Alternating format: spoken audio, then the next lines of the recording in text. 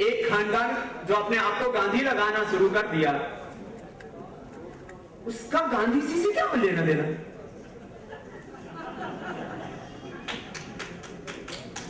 अरे हम गांधी लगाएं तो बात समझ में आती है, क्योंकि हम जमीन पर सोते हैं और बापू की तरह लंगोटी पहनते, धोती पहनते हैं।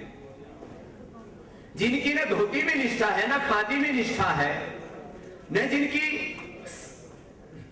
गांधी जी की अहिंसा और उनके सत्य के ब्रह्मचर्य की जो प्रयोग थे उनमें निष्ठा है, वो लोग अपने आप को गांधी कैसे लिख सकते हैं?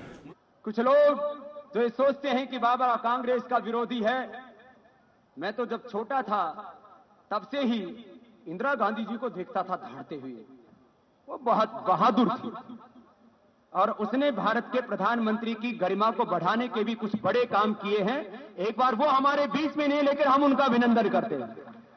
ये कांग्रेसियों को खुश करने के लिए नहीं है भाई। कोई सोचे कि बाबा को आज हो क्या गया है। भाई कोई अच्छा काम करे तो उसकी बड़ाई होनी चाहिए। हम तो नरेंद्र मोदी के मंच पर गए, उसी से विवाद कर गए, विवाद हो गए कि बाबा मंच पर क्यों गए। अरे हम तो किसी दूसरे के मंच पर गए थे। हम तो एक जैन मुनि ने हमको बुलाया था, उनके मंच पर गए थे। हम तो हिंदुस्तान के मंच पर आज ने भाई राहुल गांधी जी को और माता सोनिया गांधी जी को बुलाने के लिए तैयार है। वो लोग देश की जो करीब 400 लाख करोड़ रुपए की आर्थिक लूटी हुई है, उसमें 99% लोग जो जिम्मेदार हैं, इस देश की लूट की गुनहगार हैं, और साथ में जो देशभक्त कालाधन मांगते हैं उनकी हत्याओं के लिए भी जो जिम्मेदार हैं और अपराधी की भूमिका में आ गए। जो सरकार भ्रष्टाचारी है, जो सरकार अत्याचारी है और हत्यारी भी बन गई, बहन राजबाला की मृत्यु के बाद तो प्रमाणित हो चुका है। तो ऐसी पार्टी को जो ऐसे पाप के लिए जिम्मेदार है, उसका तो एक भी व्यक्ति विधानसभा और लोकसभाओं में नहीं चुन के जाना चाहिए। हम किसी को सत्ता से हटाने या किसी को बैठाने के लिए नहीं आए हैं यहाँ। हम कोई बगावत करने के लिए, किसी की खिलाफत करने के लिए, किसी को बदनाम करने के लिए नहीं आए हैं। हमें चाहे कोई लाख बदनाम करे, लेकिन हमें तो हिंदुस्तान का काम करना है। ये सपना अपने दिलों में लेकर के आए। वर्तमान प्रधानमंत्री आदरणीय श्री मनमोहन सिंह जी का सीधा जनता से चुनाव होता तो वो देश की 1 लाख से ज्यादा जनता के ऊपर ये बर्बरता नहीं करते। लेकिन क्योंकि वो जनता के लिए कम जवाबदेह है और वह श्रीमती सोनिया गांधी जी के लिए और कांग्रेस पार्टी के लिए जवाबदेह है, काश वो हम दिन जल्दी ही देखें जब प्रधानमंत्री अपने किसी पार्टी की अध्यक्षा के लिए या अपनी राजनीतिक पार्टी के लिए जिम्मेदार ना हो, सीधे वो देश के लिए जिम्मेदार है। मैं तो ये चाहता हूं, जैसे इस देश के प्रधानमंत्री और राष्ट्रपति का हम सब सम्मान करते हैं। मैंने हाँ, कोयला घोटाले की मैंने बात की है, लेकिन प्रधानमंत्री की वैयक्तिक ईमानदारी के ऊपर हमने कभी कोई प्रश्न चिन्ह, राजनीतिक ईमानदारी के बारे में हमने प्रश्न चिन्ह लगाया, क्योंकि जो वो जिस सरकार को चला रहे उसके मुखिया हैं, इसलिए उनके ऊपर जिम्मेदारी तो बड़ी आती है। लेकिन हमने प्रधानमंत्री के ऊपर कभी कोई आरोप, हमने राष्ट्रपति के ऊपर भी कोई आरोप नहीं लगाया।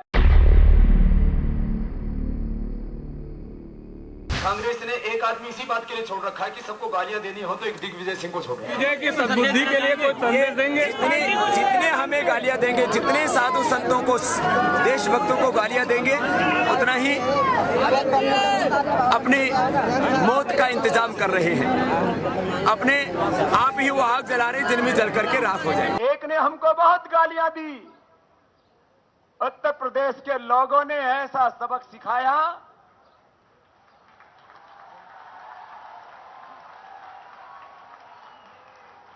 गोवा के लोगों ने ऐसा सबक सिखाया, और पंजाब देश शेरों ने भी अपना धर्म निभाया। वाहेगुरु जी का खालसा।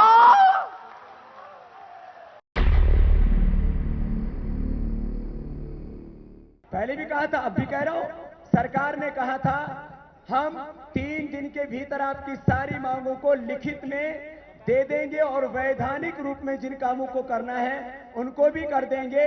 इसलिए अब अनशन चलेगा तब तक जब तक तीनों मांग पूरी नहीं होगी, तब तक। और आप लोग भी कम से कम 3 दिन का उपवास करने के लिए तैयार हैं सबके सब? सांकेतिक उपवास, ना अनशन,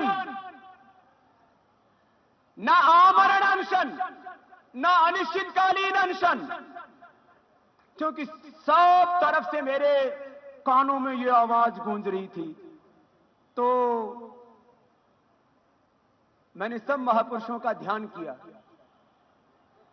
तो मैं इस निष्कर्ष पर पहुंचा, न आमरण अनशन, न अनिश्चितकालीन अनशन।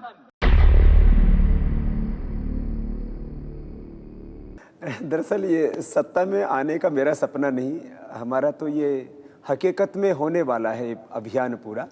शायद बहुत लोगों के सत्ता खोने के सपने उनको सता रहे हों कि कहीं रात को बाबा रामदेव ना दिखते हो कि ये क्या होगा कल के भारत का, क्योंकि करीब 50-60% लोग तो ऐसे हैं जो वोट करने ही नहीं जाते, उनकी आस्था ही नहीं रही।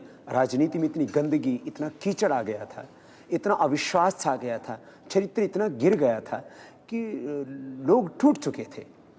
तो अब एक लोगों में विश्वास जगा कि सत्ता के शिखर पर वही लोग बैठने चाहिए जो सच्चे हो, ईमानदार हो। अरे मुझे पीएम नहीं बनना, मुझे पीएम नहीं बनना, मैं पहले कह चुका हूं। मेरी ये भीष्म प्रतिज्ञा है, मेरी ये भीष्म प्रतिज्ञा है, जिंदगी में कभी भी कोई राजनीतिक पद ग्रहण नहीं करूंगा, लेकिन राष्ट्र को बचाऊंगा, ये मेरा धर्म है।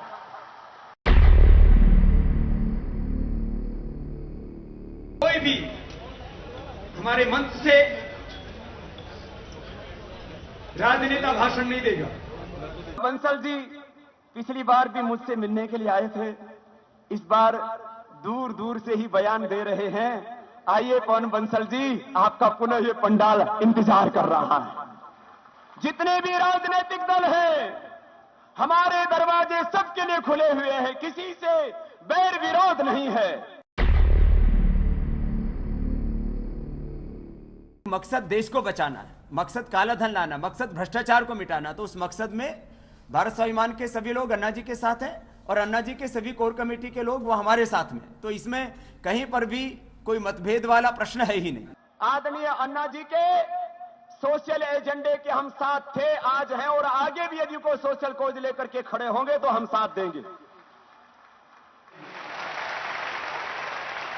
बात जहां तक टीम की है, मैं आज भी उसी बात पर अडिग हूं, उसके ऊपर हम कोई टिप्पणी करके विवाद नहीं पैदा करना चाहते और इस मंच से कोई भी टिप्पणी किसी व्यक्ति पर होगी ही नहीं।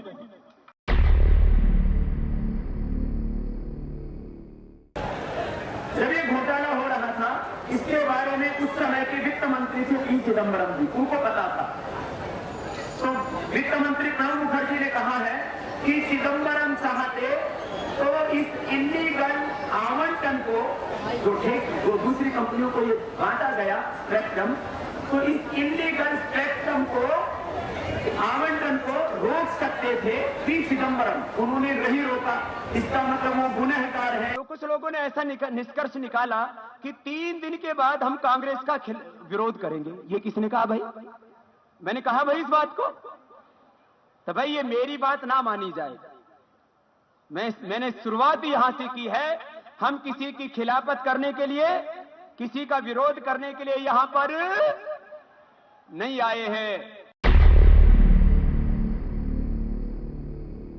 रिक्शे वालों को भी हमें धनवान बनाना है।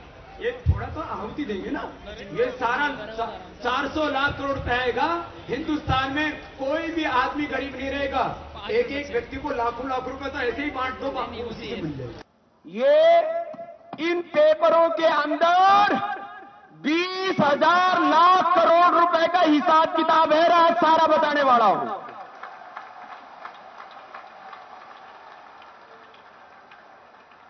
कितना का हिसाब किताब है भाइयों? अरे जोर से तो बोलो। 20,000 लाख करोड़, ये कितना पैसा होता है? ये इतना होता है कि धरती से लेके चांद तक यदि 500 रुपए की भी गड्डी बनाई जाए तो सीढ़ी बन जाएगी, नीचे उतर के वापस आ जाओगे। ये इतना पैसा होता है।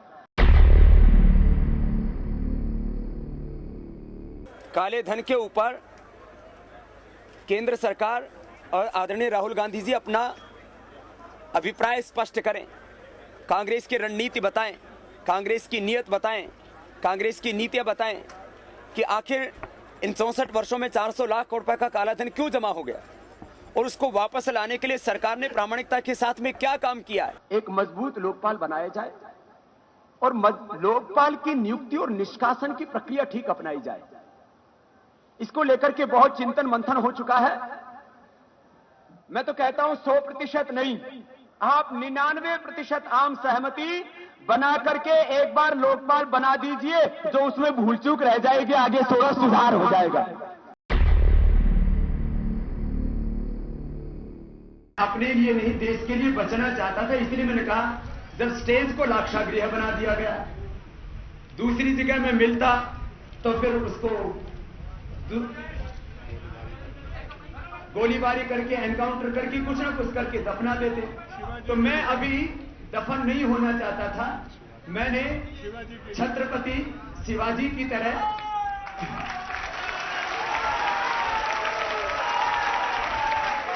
हमारे पुलिस और प्रशासन के भाई यहां पर विद्यमान हैं। हम तो सन्यासी हैं। हमारे इन दिल्ली पुलिस के जवानों और अधिकारियों को भी हमारी ओर से अभिनंदन है। इन्होंने अपनी पिछली गलती दोबारा से नहीं दोहराई, उसके लिए इनका धन्यवाद है।